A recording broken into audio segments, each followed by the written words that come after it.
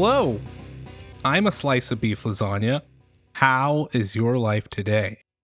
I wanted to talk about the gameplay trailer for the newest mainline entry in the God of War franchise. Thank you for watching this extended look at the next core game in the series, God of War Laufey. This game will be called God of War Laufey, and you will play as Faye, Kratos' dead wife, as she tries to escape from the Everwind.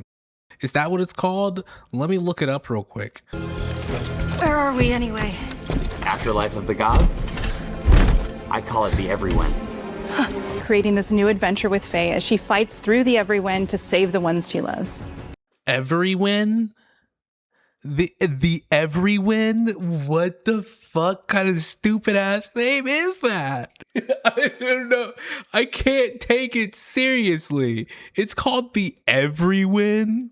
Stupid name. This is the afterlife of the gods, where she will be pitted against gods from different mythologies and cultures.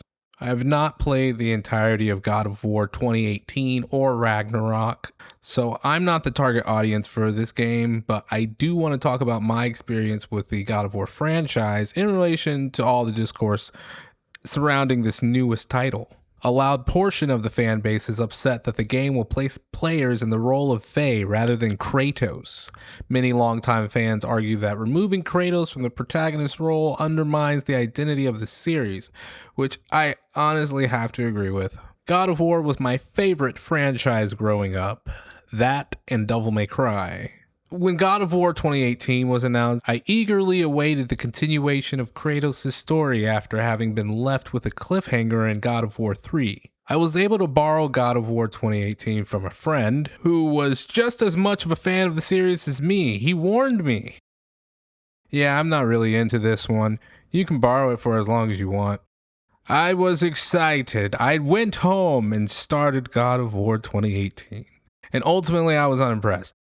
Something about the game was wrong. You could see the God of War bones in the game, but it felt stripped down, and it had a particularly dreary and melancholic tone. As I played through the first hour of the game, I also noticed the lack of gameplay. There was a lot of loading screens disguised as cutscenes. It got to a point where there was a specific section where you're talking with Freya, I believe that's her name, and you have to constantly press circle to open up these doors, and every time it would go into a fucking cutscene that is actually just a loading screen. I literally had to say to myself, okay, if I have to press circle to open a door to watch a fucking cutscene again, I am literally turning this game off.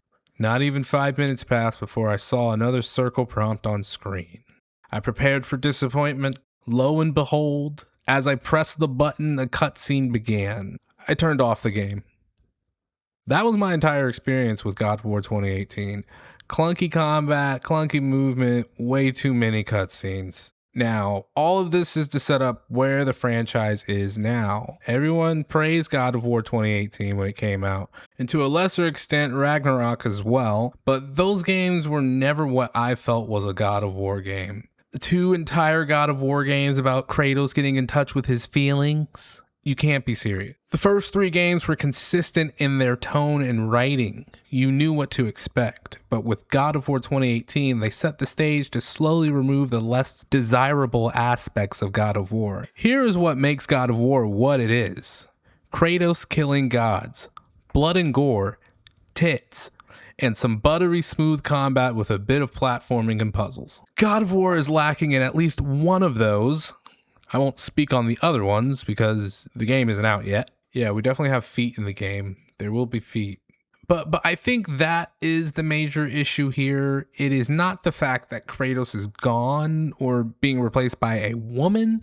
It is the complete disregard for fan expectation. God of War should be an epic, dark, and gritty journey fueled by vengeance. That is the premise most of the time, and I don't think that was ever meant to change. Kratos was always supposed to be a static character in my mind. He was never supposed to have major character development. If you ever thought, whoa, They really made Kratos a fleshed out character with flaws and feelings. This game is great. Then you miss the entire point of God of War in the first place. I always like to use Dragon Ball Z as the analogy for what a static character is. I've heard plenty of people argue that the entire Dragon Ball Z series should have been the timeline that was shown to us in the movie The History of Trunks. But I argue that that defeats the whole point of Dragon Ball Z. Dragon Ball Z is Goku saves the world while getting stronger. That is the expectation. If you change that, then it is no longer Dragon Ball Z. With God of War Laufey, they do not want to give fans what they expect. With that in mind, I would go to say that they in fact are intentionally rejecting what fans expect from the franchise because it doesn't align with their political ideology. You know, I don't really want to say that. I think it's more so that they are just trying to create this corporate safe version of God of War so that they don't hurt anybody's feelings who may come to work for Santa Monica Studios. They don't want to have a situation where I just can't work on a game that just supports such toxic masculinity. Anyway, expectations. God of War Laufey completely disregards fan expectations. That is the problem. For Christ's sakes, we have a fucking gelatinous cube that talks in a God of War game. Honestly, if I was an investor, I would make sure they fire whoever came up with that cube. That is the lamest thing you could ever put in a video game that isn't Minecraft. Well, actually, the Jello Cube is from this obscure mythos that you never heard of. I swear it better not be some garbage like that. The argument still stands. Never in my life have I ever said, wow, cool, my sidekick is a fucking Jello Cube that talks. Like, what are we doing? Yeah, you're a cube that talks. Okay. A cube that talks.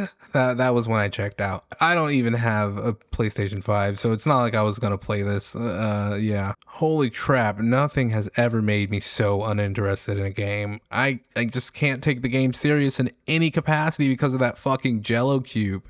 But that's all I wanted to say real quick. I'm super interested to see what the sales for this game will look like compared to the God of War trilogy remake. That will send a very clear message of what people want from God of War. But yeah, comment, like, and subscribe. Let me know if you're excited to play as a woman for the first time ever in God of War. That actually is kind of cool. Or just exploring like a new character in God of War is not a terrible idea.